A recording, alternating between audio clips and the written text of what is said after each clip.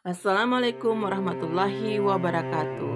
Sebelum melanjutkan nonton, subscribe, like, juga nyalakan loncengnya ya.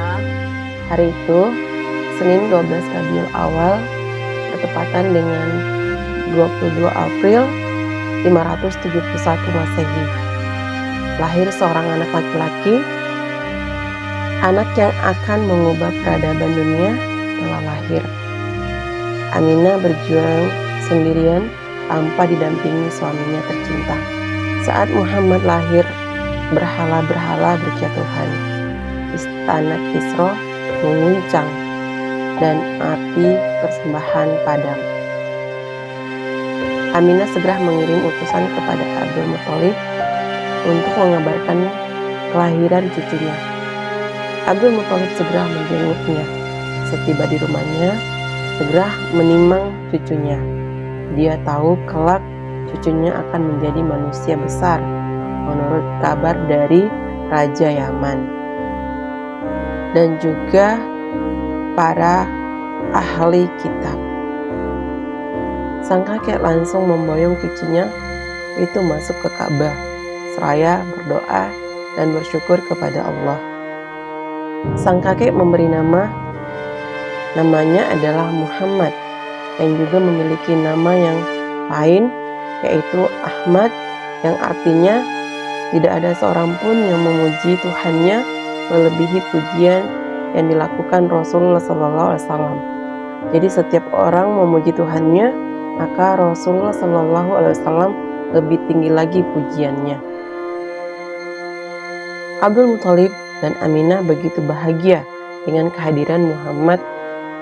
Keduanya tidak pernah berhenti meminang Muhammad kecil. Senyum kebahagiaan tersungging di kedua bibir mereka. Namun, kegembiraan itu harus segera diakhiri untuk sementara. Bayi yang mungil dan lucu itu harus segera dicarikan wanita yang dapat menyusuinya. Ini tradisi bangsa Arab. Seorang bayi yang dilahirkan dari kalangan mereka harus disusui oleh wanita lain. Itu dilakukan dengan tujuan meningkatkan daya tahan tubuh bayi, menguatkan otot, dan memelihara kefasihan berbicara seperti ibu mereka. Karena keluarga yang menyusuinya bertugas melatih bahasa Arab bayi yang disusuinya. Wanita yang beruntung itu adalah Halimah binti Abi Su'aib dari kabilah Bani Sa'ad bin Bakar. Suaminya bernama Al-Harits bin Abdul Uzza dari kabilah yang sama. Halimah dan keluarganya bukan orang yang berkecukupan. Dia datang ke Makkah di musim paceklik, mengendarai keledai putih yang sangat lambat. Karena lemah dan kurus, dan juga seekor unta yang tidak dapat lagi memberikan susu. Dia juga membawa anaknya yang masih bayi dan sering menangis sepanjang malam karena kelaparan. Akan tetapi, keputusannya mengambil Muhammad kecil untuk disusui berbuah berkah. Setiap 6 bulan sekali, Halimah datang ke Makkah menemui ibunda Muhammad hingga masa susuan usai. Berakhirnya masa susuan membuat Halimah sedih. Tidak lama lagi ia akan berpisah dari Muhammad kecil. Halimah tidak ingin berada jauh dari Muhammad. Ia sangat menyayangi Muhammad seperti menyayangi anaknya sendiri. Batinnya bergolak. Ia bingung. Muhammad kecil terus ditatap oleh Halimah. Tatapan kasih sayang seorang ibu yang enggan berpisah dengan buah hatinya yang tercinta.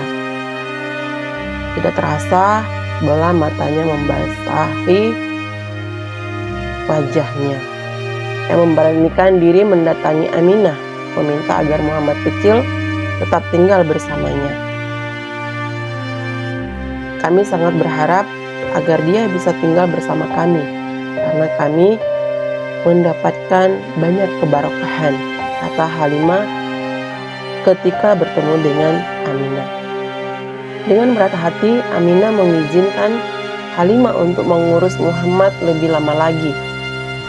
Selain Muhammad kecil, Halimah juga menyusui beberapa bayi lainnya, sehingga bayi-bayi itu menjadi saudara susuan Muhammad. Di antaranya Abdullah bin Harits, Anisa binti Harits, Huzafa atau Zama binti Harits. Dia juga merawat Rasulullah SAW serta Abu Sufyan bin Al-Harits bin Abdul Muthalib, saudara sepupu Rasulullah SAW. Muhammad kecil telah berusia 4 tahun. Suatu siang, saat dia tengah bermain di perkampungan Bani Sa'ad bersama teman-teman sebayanya, malaikat Jibril mendatangi dan mendekati Muhammad. Tangan Muhammad dipegang malaikat Jibril. Muhammad kaget. Belum habis rasa kagetnya, Jibril segera merengkuh tubuhnya hingga Muhammad pingsan. Jibril bergerak cepat. Ia buka baju Muhammad dan mengambil hatinya. Segumpal darah diambil Jibril dari hati tersebut. Jibril mencuci gumpalan darah itu dalam bejana emas dengan air Zam-Zam. Setelah hati bersih, dia kembalikan ke tempat semula dalam tubuh Muhammad. Hadis riwayat Ahmad. Peristiwa ini yang membuat teman-temannya ketakutan dan mencari ibu susuan Muhammad dan menceritakan tentang kejadian tersebut. Mereka menyampaikan Muhammad dibunuh. Lalu Halimah sangat terkejut mendengarnya. Dan kemudian bersama Bani Sa'ad lainnya mendatangi Muhammad. Mereka terkejut ketika Muhammad tampak berdiri dan sehat, bahkan wajahnya makin lebih cerah dan memancarkan sinar kemuliaan. Peristiwa ini membuat Halimah menjadi cemas atas keselamatan Muhammad, dan sebuah keputusan penting diambilnya. Ia mengembalikan Muhammad kepada Aminah yang sangat disayangi dan dicintainya. Ibunda Aminah gembira dengan kepulangan Muhammad. Hari-harinya disibukkan dengan mengajak anak tercintanya. Kerinduannya yang lama terpendam akhirnya telah tertuntaskan. Kasih sayangnya dia tumpahkan kepada anak satu-satunya itu. Setiap kali menatap wajah Muhammad, ia teringat dengan mendiang suaminya, Abdullah, yang meninggal saat Muhammad di dalam kandungannya.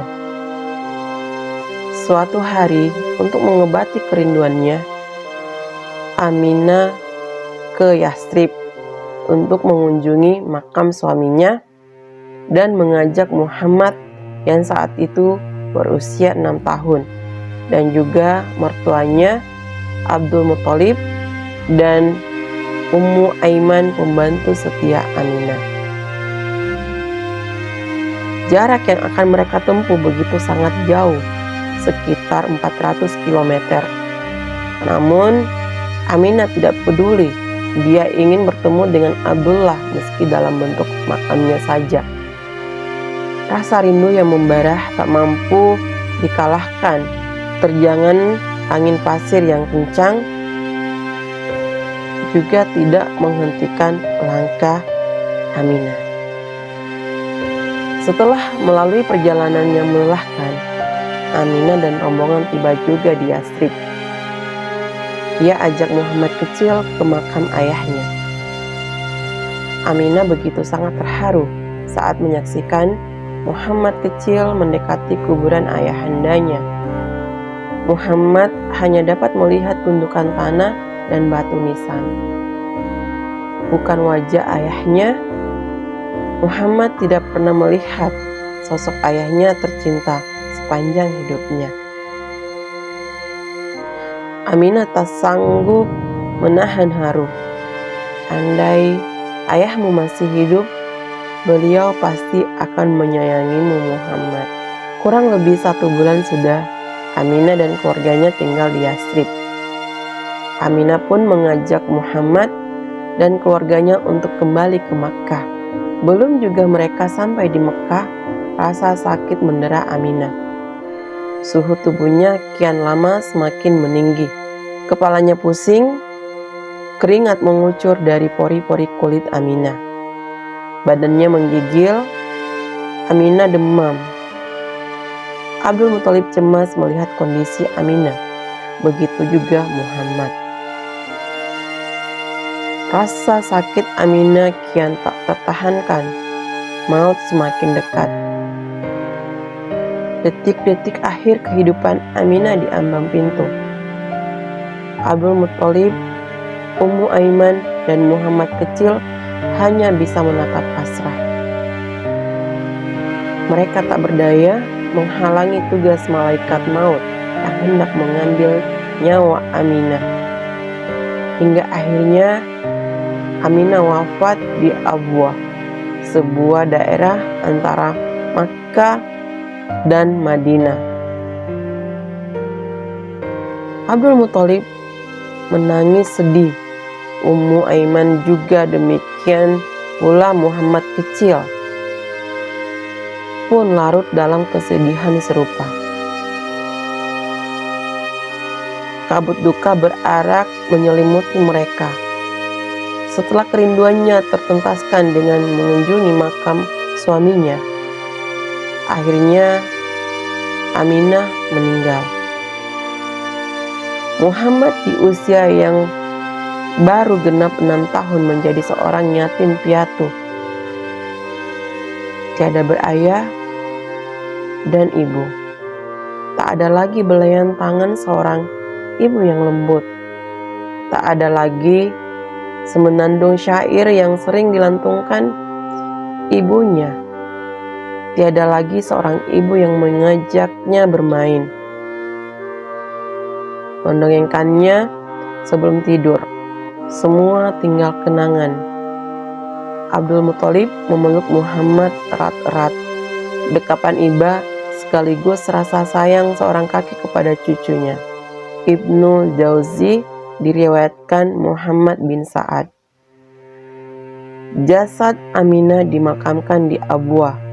Abdul Muthalib dan Muhammad masih terlihat sedih. Mereka tak ingin meninggalkan Aminah sendirian. Akan tetapi, hidup harus terus berjalan.